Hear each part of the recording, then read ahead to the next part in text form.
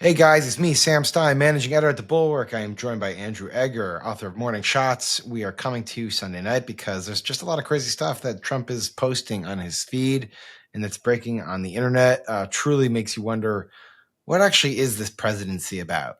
Like, what is it really about? What is he doing here? Before we get into that, subscribe to the feed. Really would appreciate it. All right, Andrew. There's like four things that we could talk about. But let's just go with what was on the feed tonight. So I was doing bath time with the kids. I got them into the bath. I took my phone out just to take a look. And lo Like and you do behold, when you're a bad parent. this is what I do. Yeah. I know.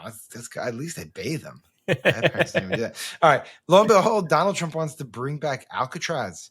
The Rock. I'm assuming everyone knows what Alcatraz is, but if you don't, it's the prison off of San Francisco in the Bay.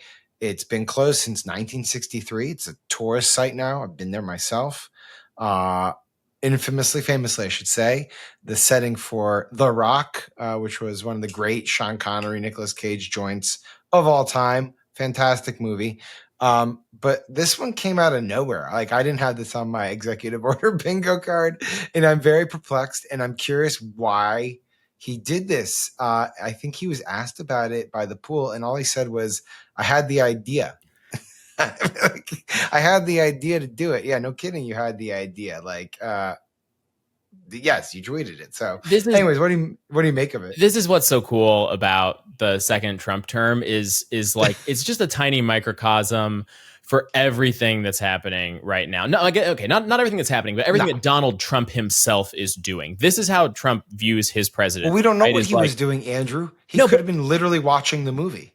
Yeah, but it's all like that. It's all like that. Things kind of come across his field of vision, and they spark an idea in his brain. He's like, "Well, hell, I'm the president of the United States. Let's make it happen." And the whole apparatus is set up to like, it's kind of like the old like executive time joke from back in the first term. But executive time now is like Donald Trump will have crazy ideas, and then it'll be like, all right, well, he put that up there, and we're gonna figure out how to put it into play. Okay, so we're gonna jump forward then, because that's a great segue to the news that broke tonight, which is that Trump is going to announce tomorrow on Monday that he wants, or that DC will host the NFL draft in 2027, possibly on the National Mall. So my guess, this is Occam's razor, but obviously he watched the draft last week and was like, "That looks cool. Yeah, let's do it on the mall." Like, he's doing executive he's order doing pen. Cool stuff. Yeah, like no.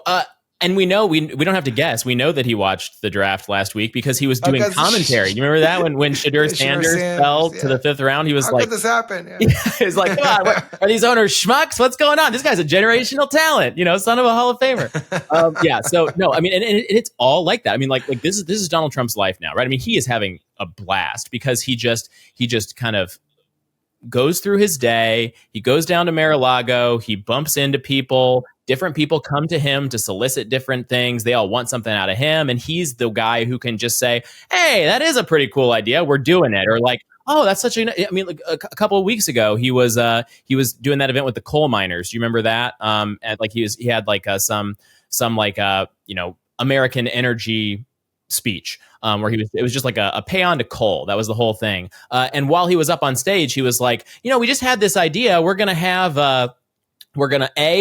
to make it illegal for future administrations to like roll back our coal policies. So you're welcome, coal miners. Okay. I just had this idea. And then B, I also just had the idea that we're going to, all these law firms that keep capitulating me, I do remember this we're going to make these guys, do pro bono work on behalf of America's coal companies. And these are just thoughts that are occurring to him, but he's the president, and the whole apparatus is set up to let him rock with these things, let him cook. And he's just doing it. That's what he's spending his time on. There's the improvisational element to this. And it does make you wonder, like, is the best way to influence him just to get lucky and be on TV in that moment? Possibly. Another thing he came out with tonight, I don't know what the origin to this one is, but maybe he just like talked to some producer or something. But he announced that he will be, I think, issuing an executive order saying that you will be tariffed. Sorry, not the executive order. He's going to put tariffs, 100% tariffs on films that are made overseas. Let me get the actual I know. English I'm pulling it up too. He said, okay, this is the best part. He said, Hollywood and many other areas within the USA are being devastated. This is a concerted effort by other nations and therefore a national security threat. It is, in addition to everything else, messaging and propaganda. Therefore, I am authorizing the Department of Commerce and the United States Trade Representatives to immediately begin the process of instituting a 100% tariff on any and all movies coming into our country that are produced in foreign lands. We want to make movies made in America again. Now, this is one where, yes, it was shot out of his ass probably, but Howard Lutnick, the Commerce Secretary, says we're on it.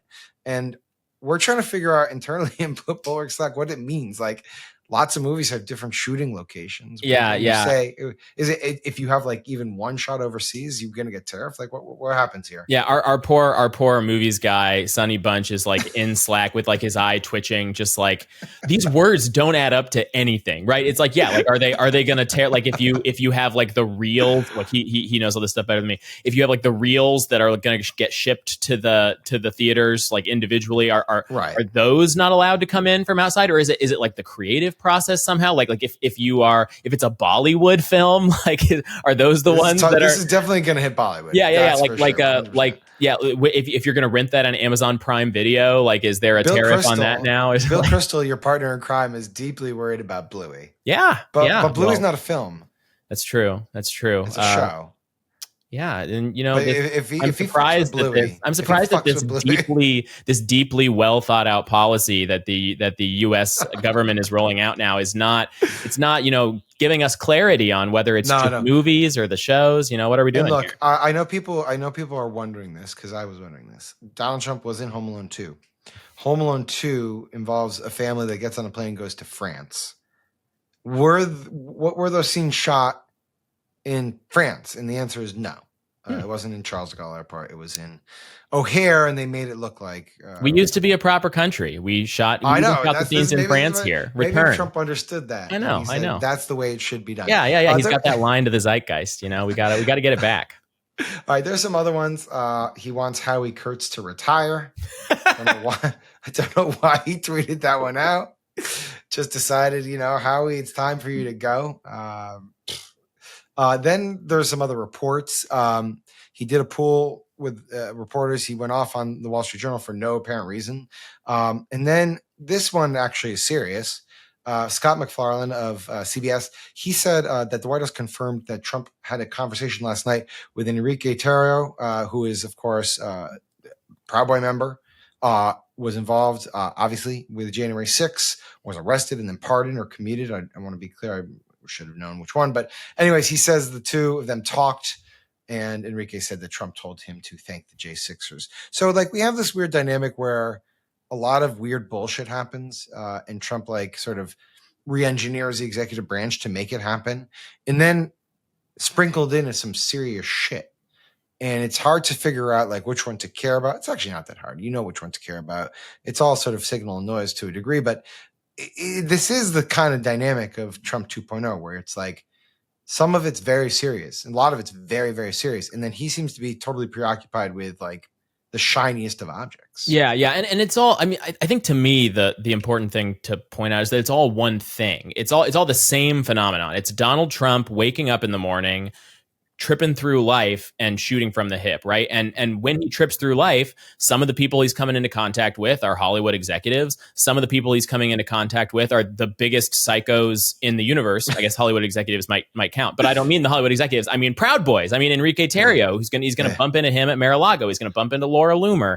He's gonna bump into Nick Fuentes maybe or Kanye West. And it's all one piece to him because he has no filter for, like, oh, these are the people I shouldn't be associating with. For him, the people he shouldn't be associating with are, like, the rhinos. It's like it's like Liz Cheney is like the only person he doesn't want to hang out with. He's super happy to hang out with both Jeff Bezos and Enrique Tarrio, and then he that's input for him, right? That's he goes among those people and he hears what they have to say and he comes up with his ideas, and then he goes to work and he turns them into policy. And there's no guardrails around it whatsoever. So, like, if you have a line to the president, if you are the kind of guy who can pull him aside at Mar-a-Lago, you are just as influential over what he has to say as the editorial board of the Wall Street Journal, certainly, No, or you're Hollywood you're executives. definitely you're more influential than the Wall Street Yes. Journal. I mean, yeah, Let's you're be right. real. You're 100%. But the point is, like this stuff Yes. just gets laundered into real shit very quickly and easily, and out in the open. And Yeah, well, you know, us DC residents, at least we're going to get the NFL draft in 2027. Look, they ripped $1 billion from our budget, so we get this nice little shiny object in exchange. Thank you for that. unironically cool shiny object. I had not heard about that one. That'd be kind of fun to cover, right? I don't know. Where is it usually? Is it in Ohio? Is that the Hall of Fame? No. They do it in different stadiums. Okay. This past year is at Lambeau Field. They've done it in New York. They did it in, I think they did one in Dallas. This is just he clearly watched it and was like, this would be really cool to have on the mall. All right, Andrew, thank you for doing this, buddy. Really appreciate it. I know we don't always like jump at every chump tweet, and rightfully so, because we would just be doing this all day. But the succession of like rapid fire idiocy tonight demanded this quick take. So and I think appreciate that. Every once in a while, it's good to pop in and be like, hey, this is happening all the time. And we're just going to dip and we're going to dip out. True. But remember, even when you're not paying attention to it, it's always happening. This is just the water we swim in. Endless. All right, Andrew, buddy, appreciate it. Thank you guys for watching. Subscribe to the feed, and we'll talk to you soon. Hey, YouTube fam, if you want to support the Bulwark, the best way to do it is by becoming a YouTube Bulwark Plus member. The Bulwark is truly independent. We have no corporate overlords. We're not settling any dumb lawsuits with Trump. By joining, you help support our work, and you can get a bunch of perks right here on this platform. Ad-free content, bonus videos, live streams, and some emojis of me, which I guess some people want. So come join, come hang out, become a Bulwark YouTube Plus member, and I'll be seeing you in the comments. So behave.